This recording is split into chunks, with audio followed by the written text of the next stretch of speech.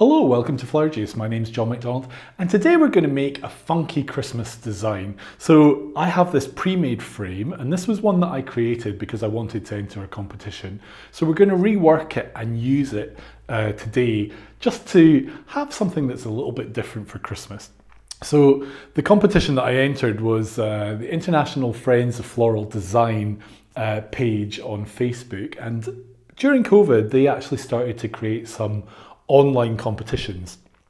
I've entered one in the past, I've entered this one, don't know how I'll have done, but it really gets your mind thinking, and it's a really good way to get creative, is when you kind of give yourself a limit and you have to enter. So what I did was I created this design. Now I have to give some credit to Mark Pampling for my cone piece that's in the middle. So let's have a look at this in a little bit more detail. Excuse me while I use my technology.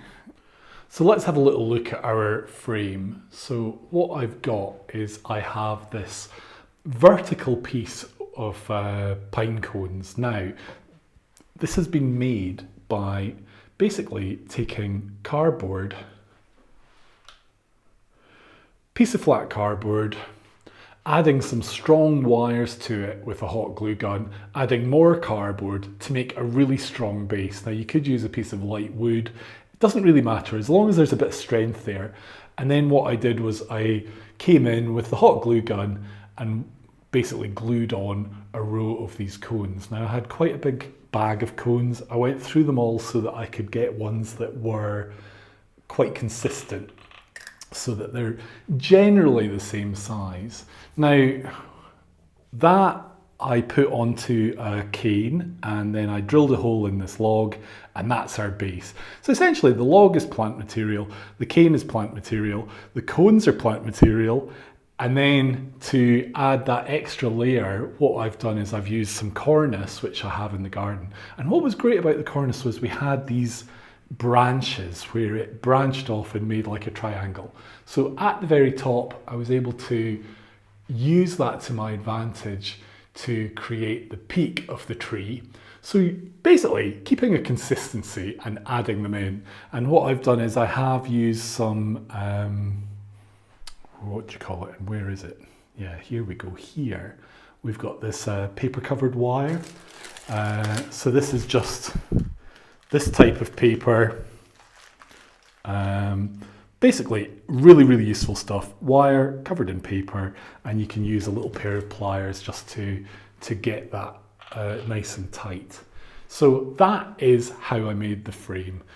Just a little bit of planning, some hot glue, and then some materials that I had. So what I've done is I've just glued on a few little stars, a few little acorn cups, and some fruit slices just to add a little bit of interest. But now we're going to add our fresh flowers and just finish this off. Okay, so we've got our base, we've got a nice shape with our branches, we've got a nice little line with our fruit there. What I want to add first is a bit of a line into the design. So what I thought would be nice was some element of foliage. And I've got some nice pine here that falls in a really nice way. So I'm just going to take out any little brown bits, and we can look at adding that to here. So we're going to use our paper covered wire, as I say. This is my little pliers that it's only taken me years to actually get round to treating myself to some, but a good purchase to have for your toolbox. And you can use big pliers, but actually the little ones just give you a little bit more control. They're a little bit more delicate.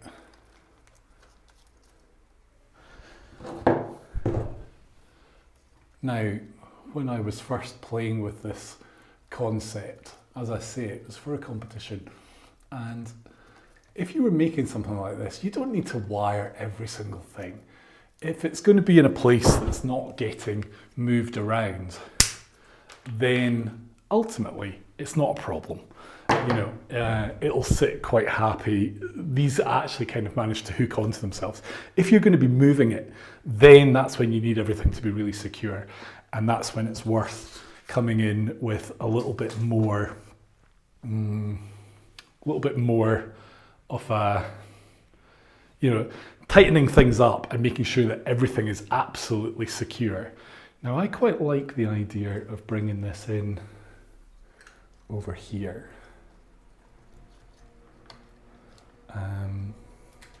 This is where I need to be an octopus. I've always said this as a florist, is I should have been an octopus.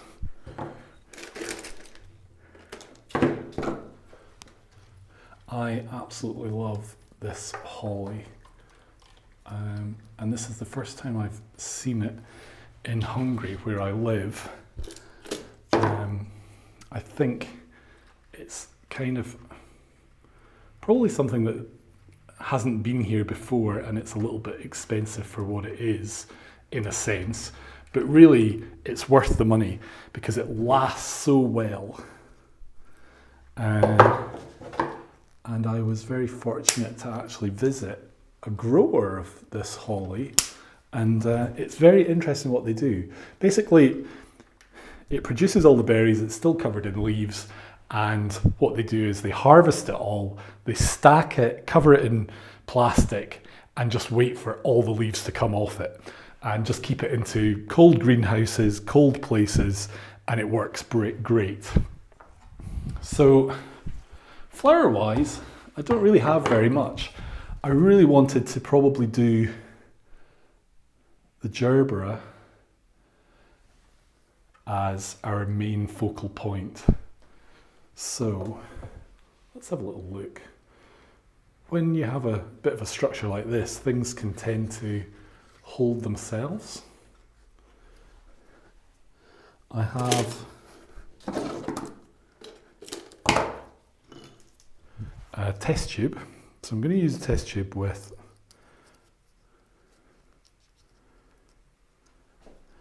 our wire, paper covered wire, and this is where we can put the stems down to.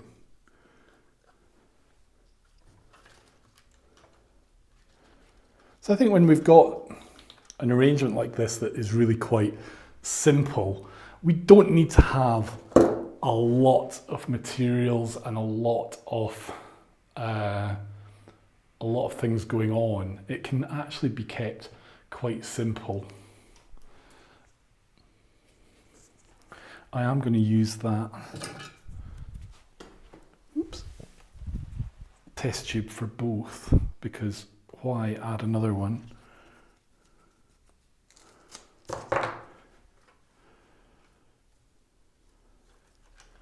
And I think we'll bring this one up into here. So again, just a little bit of that paper covered wire to hold it. Now, because this is with a flower, I'm going to be very delicate as I twist this. So this is to hold it. We don't need to pinch it and damage that stem. Things like gerbera and that, they're quite sensitive to damage. I would like that to sit forward a bit, so I'm going to add another little bit.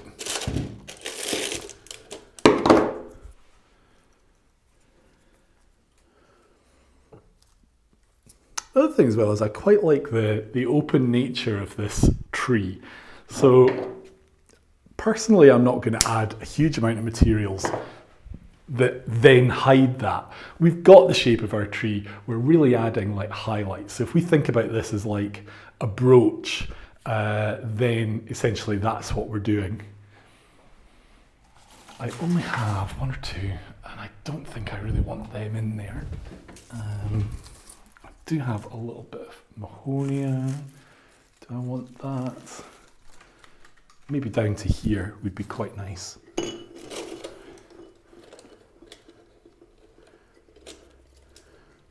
But yeah, if you've created something that is interesting and beautiful, in a way, you don't want to hide that. You want to show it off to its best advantage. So.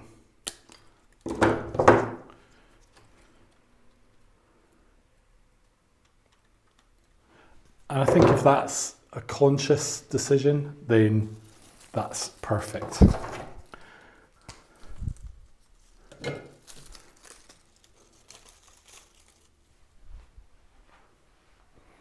Yeah, I like this. The fact that we've got more going on up here, we've got a touch of something there, that works quite nicely. Now, do I need anything else? Do you know what? I'm happy with that. What I would like to do though is put a little present under the Christmas tree, and for that I've got this little acorn that I found, and I'm happy with that as is, but I hope this has given you an idea of the possibilities and you could really have fun creating something like this. So I hope you've enjoyed today's video. As you can see, we've managed to create something that's really quite eye-catching with not expensive materials, just materials that are everyday. So logs and cones, some nice twigs, and then just a few highlight pieces. So if we were to make this, this would last for a good while as well. It's easy enough to change out the flower, but you really have something that's got a lot of impact. And at a later date, we can reuse this panel and turn it into some other design. So thank you very much for watching. If you've any comments or questions, then leave them in the comments section below. We're really glad that you join us to watch our videos, and we really appreciate all the likes and comments that we receive. So we've got a new video every week. If you'd like to subscribe, if you've not already subscribed, then click here to subscribe. In the description of this video, we'll post a link for another video. And remember, we've also got a 10% off discount affiliate link with Wazakura, which are a Japanese company that do pin holders and tools. So if you're interested, then please have a little look. So until our next video, take care and we'll see you then.